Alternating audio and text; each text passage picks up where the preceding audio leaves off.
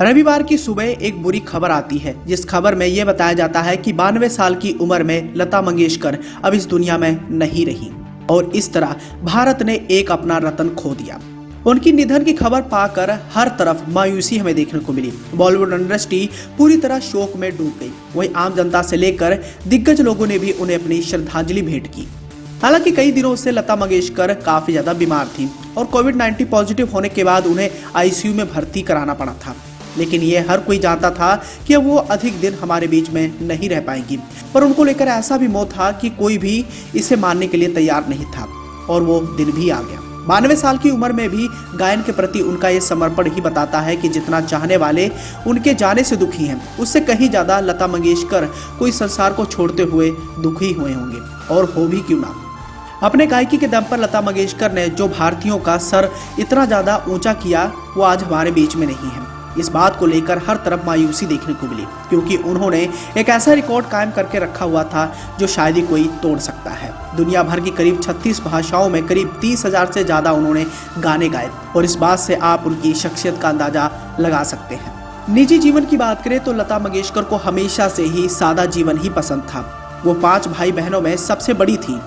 28 सितंबर 1929 को मध्य प्रदेश के इंदौर में उनका जन्म हुआ था और उनका हमेशा से ही सादगी के प्रति लगाव था। तभी तो उन्होंने इतना ज्यादा मुकाम हासिल करने के बावजूद भी कभी भी घमंड नहीं किया, और इतना ज्यादा नाम और शोहरत कमाने के बावजूद भी लता मंगेशकर के अंदर कोई भी तब्दीली नहीं देखने को मिली। उन्होंने हमेशा से ही सादा जीवन जीना ही बेहतर समझा।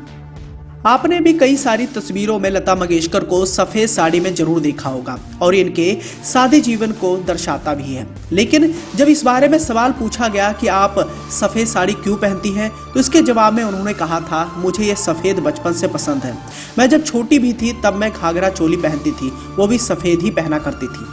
पर इस बीच में एक ऐसा भी समय आया था कि कलर साड़ियाँ पहनना शुरू की थी मैंने, और हर रंग की साड़ी में पहनती थी। पर 1-2 साल के बाद ऐसे बैठे बैठे मुझे ख्याल आया कि इस बात का तो कोई अंत ही नहीं है कि आज मुझे गुलाबी पसंद आया तो कल पीली, तो परसों नीली, और इसका कोई अंत ही नहीं है। इसलिए मैंने एक ही दिन फैसला किया कि आज से मैं सफेद के सिवा कुछ भी नहीं पहनूंगी। हालांकि अपने इसी पहनावे के कारण एक बार एक बड़े म्यूजिक डायरेक्टर ने उन पर ताना भी मारा था। बताया जाता है कि जाने माने म्यूजिक डायरेक्टर GM दुर्रानी यानी गुलाम मुस्तफी दुर्रानी ने लता मंगेशकर के सफेद कपड़ों के ऊपर ताना मारते हुए कहा था कि लता, तुम रंगीन कपड़े क्यों नहीं पहनती, ये क्या तुम सफेद चादर ओढ़कर चले आती हो। इस घटना के बाद लता मंगेशकर ने कभी भी GM दुर्रानी के साथ काम न करने का फैसला लिया था।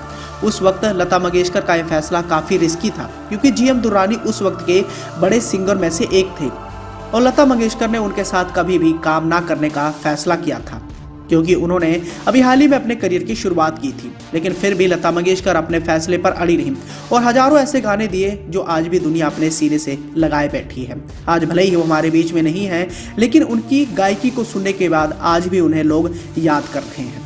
अपनी मधुर आवाज के दम पर उन्होंने कई सारे पुरस्कार भी जीते। पद्म भूषण से लेकर दादा साहब फाल्के पुरस्कार और पद्म विभूषण समेत भारत रत्न से भी उन्हें सम्मानित किया गया था।